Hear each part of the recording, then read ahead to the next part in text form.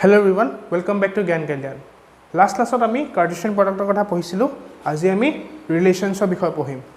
প্ৰথম relations ৰ definition a relation R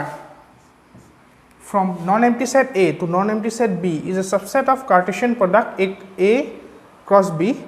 The subset is derived by describing a relation between the first element and second element of ordered pair in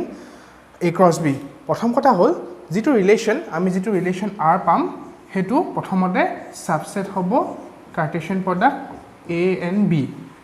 B যেটো আমি Cartesian product ল ৰিলেশনটো তাৰ subset হ'ব তাপা তাৰ যিকিটা এলিমেন্ট হ'ব হেকিটা এলিমেন্টটো কি ফর্মত হ'ব x, y ফর্মত হ'ব অর্ডার্ড পেয়ার হ'ব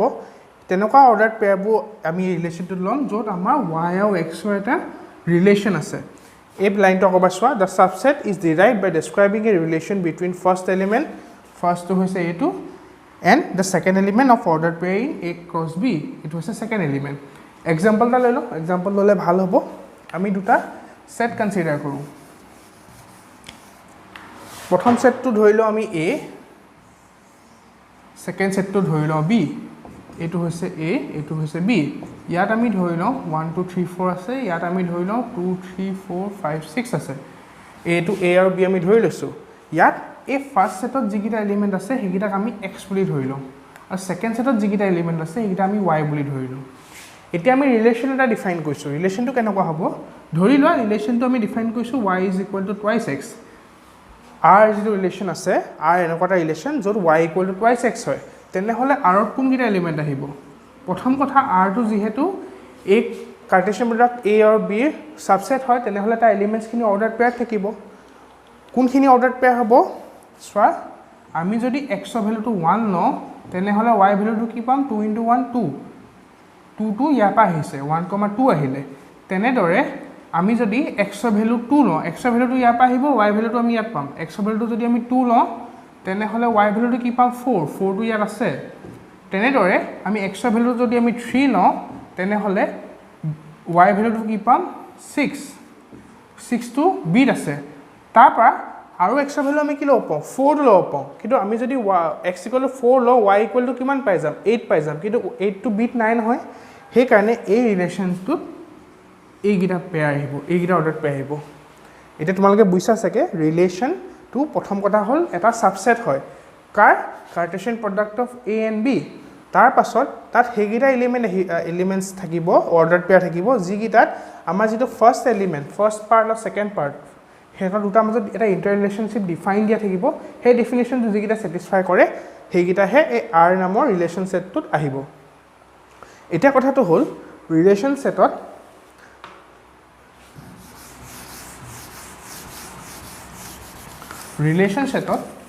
প্ৰথম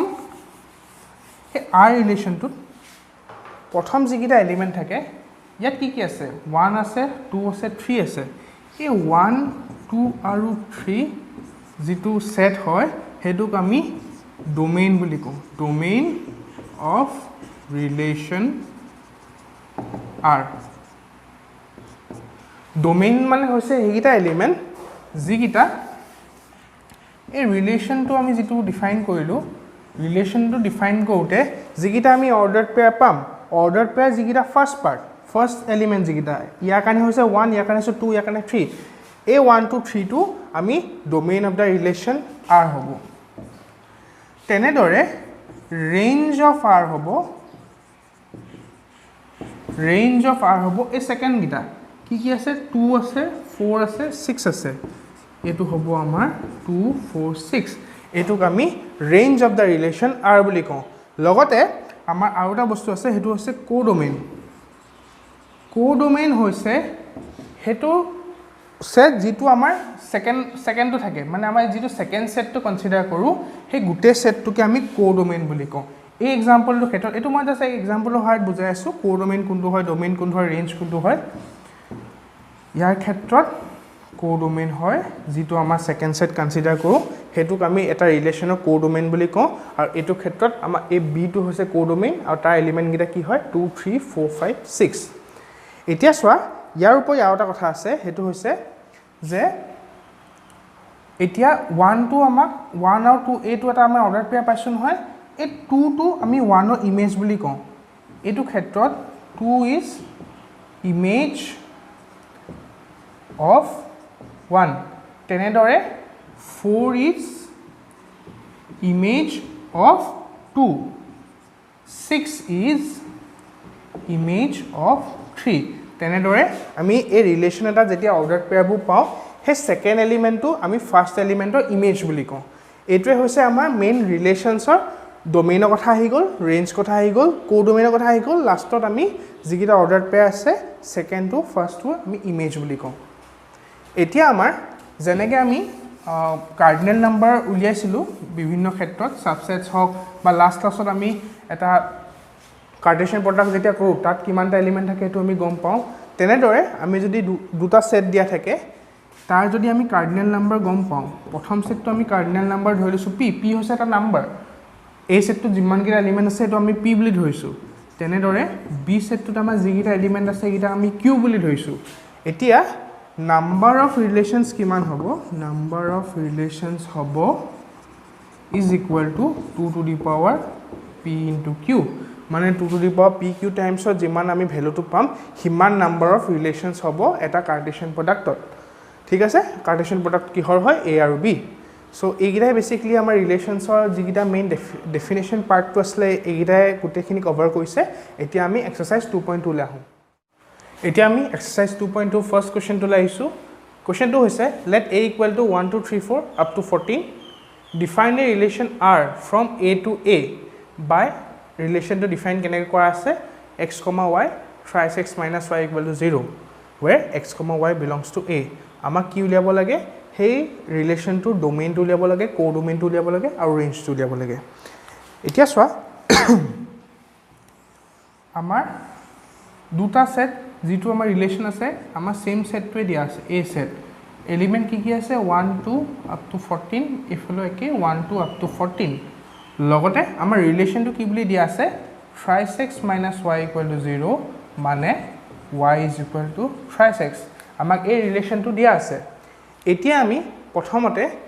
যিটো আমাৰ ৰিলেশ্যন ইয়াত ডিফাইন কৰা আছে এইটো আমাৰ সেট বিল্ডাৰ ফৰ্মত প্ৰথমতে আমি পঢ়িছিলোঁ ন সেটছ পঢ়োতে দুটা ফৰ্ম আছে এটা হৈছে ৰোস্টাৰ ফৰ্ম এটা হৈছে সেট বিল্ডাৰ ফৰ্ম এতিয়া এইটো এলিমেন্টছখিনি সেট বিল্ডাৰ ফৰ্মত দিয়া আছে এতিয়া আমি ৰোস্টাৰ ফৰ্মলৈ প্ৰথম লিখিব চেষ্টা কৰোঁ এতিয়া চোৱা r টো হৈছে প্ৰথম আমি x ৰ ভ্যালুটো যদি 1 দিও r টো কিমান পাম 1 হলে সৰি y টো কিমান পাম x ৰ ভ্যালু 1 দিলে y ভ্যালু হ'ব 3 তেনেহলে প্ৰথম অৰ্ডাৰ পেয়াৰটো আহিব 1,3 তেনেকৈ যদি মই x ৰ ভ্যালু 2 দিও 2 দিলে ইয়াত কিমান আহিব 6 আহিব y equal to thrice x যেহেতু মই যদি 3 দিও 3 দিয়াৰ লগে লগে y ভ্যালু কিমান হ'ব 9 হ'ব তেনেদৰে যদি আমি r ৰ ভ্যালুটো x ৰ ভ্যালুটো 4 দিও y ভ্যালুটো কিমান হ'ব 12 এতিয়া চোৱা আমি x ৰ ভ্যালুটো 5 দিব পাৰো 5 হলে 5 into 3 কি হ'ব 15 y equal to 15 হ'ব কিন্তু 15 ইয়াত আছে জানো নাই ইয়াত আমাৰ 14 লৈকে আছে সেইকাৰণে এই ৰিলেশ্যনটোত এই চাৰিটা অৰ্ডাৰ্ড পেয়াৰ থাকিব ঠিক আছে এটা এই অৰ্ডাৰ্ড পেয়াৰ যিটো আমাৰ ফাৰ্স্ট ডোমেইনটো হৈছে আমাৰ ডোমেইন উলিয়াব লাগে ডোমেইন কোনকিটা হ'ব এই প্ৰথম গিটা কি হ'ব 1 2 3 4 তাৰপা আমাক উলিয়াব লাগে কো ডোমেইন কো ডোমেইন মানে কি হৈছে সেকেন্ড সেটটো এটো ক্ষেত্ৰত সেকেন্ড সেট কি একেটাই যেহেতু দুটা সেট a সেকেন্ড সেটটো a হয় a গুটেকিটা এলিমেন্ট আহিব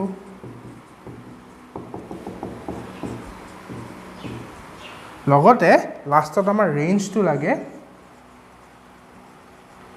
ৰেঞ্জটো হৈছে এই সেকেন্ড গিটা কি আছে 3 6 9 12 3 6 9 12 এটোৱে হৈছে আমাৰ ফাৰ্স্ট কোৱেশ্চনটো সলিউশন এতিয়া আমি বেলেগ এটা কোৱেশ্চন লওঁ এতিয়া আমি কোৱেশ্চন নম্বৰ 5 কনসিডাৰ কৰিছো কোৱেশ্চনটো হৈছে let a equal to 1 2 3 4 6 r is a relation on a defined by r is equal to a comma b where a comma b belongs to a b is exactly divisible by a যেটো আমাৰ second element হ'ব হেতু exactly divisible by the first element হ'ব তেনেহলে আমি r টো roster ফৰ্মত লিয়াব লাগে ডোমেইন উলিয়াব লাগে r আৰু ৰেঞ্জ উলিয়াব লাগে এটো ক্ষেত্ৰটো আমাৰ ৰিলেশ্যনটো সেম সেটে কনসিডাৰ কৰিছে সেটটোত কি কি আছে 1 2 3 4 6 এটো ক্ষেত্ৰটো আছে 1 2 3 4 6 এইকেইটা এলিমেন্ট আছে আৰু ৰিলেশন তাপা আমি এতিয়া প্ৰথম r2 লিয়াও সোয়া যদি আমি 1,1 লিখো 2,2 3,3 4,4 6,6 এইকেইটা ৰিলেশনটোত আহিব কিয় আমাক এনেকুৱা টাইপৰ অৰ্ডাৰ পেয়াৰবোৰ লাগে য'ত সেকেন্ড এলিমেন্টটো এক্স্যাক্টলি ডিভিজিবল হ'ব ফাৰ্স্ট এলিমেন্ট এটা নাম্বাৰ নিজৰ লগত এক্স্যাক্টলি ডিভিজিবল হয় হেকানে 1,1 2,2 3,3 4,4 6,6 আহিব এটো হৈছে 6,6 তাৰ পাছত আৰু কি কি আহিব তাপা আহিব 1,2 1,3 1,4 1,6 keneke 2 is exactly divisible by 1 3 is exactly divisible by 1 same as 4 is exactly divisible by 1 6 is exactly divisible by 1 aru ki ahibo 4 is exactly divisible by 2 6 is exactly divisible by 2 lastly 6 is also divisible by 3 etia r relation to amar egita element ahile total keta hol 1 2 3 4 5 6 7 8 9 10 11 12 egita element r ot ahibo etia ama ki lage domain lage domain of r ki hobo domain lage domain ot kungita element ahe first gita ki ahibo 1 ahibo 2 ahibo 3 ahibo 4 ahibo 6 ahibo 1 likhilu 2 likhilu 3 egita ahibo teneke range hobo range of r hobo hegita second element gita 1 2 3 4 6 gute gita ahibo 1 2 3 4 6 ঠিক আছে এই কোৱেশ্চনটো সলিউশনটো হৈছে এটো এতিয়া আমি question number 8 consider কৰো দিয়া আছে a = xyz b = 1,2 আমাক উলিয়াব লাগে নাম্বাৰ অফ ৰিলেশনস ফ্ৰম a to b এতিয়া আমাক a টো দিয়া আছে xyz তেনে হলে n of a কিমান হ'ব 3 তিনটা এলিমেন্ট আছে তেনে দৰে b আছে 1,2 মানে n of b হ'ব দুটা এলিমেন্ট এতিয়া আমি দেখিছো যে n of a তিনটা এলিমেন্ট আছে n of b দুটা এলিমেন্ট আছে therefore number of relations from a to b is equal to 2 to the power 3 into 2 মানে হৈছে 2 to the power 6 মানে হৈছে 64 ভ্যালু হৈছে 64 আজি ভিডিওটোত আমি ৰিলেশন গুটেখিনি বস্তু কভাৰ কৰিলো আজি ক্লাসটো আমি ইমানতে সামৰিছো নেক্সট ভিডিওত আমি ফাংশনৰ বিষয়ে পঢ়িম থ্যাংক ইউ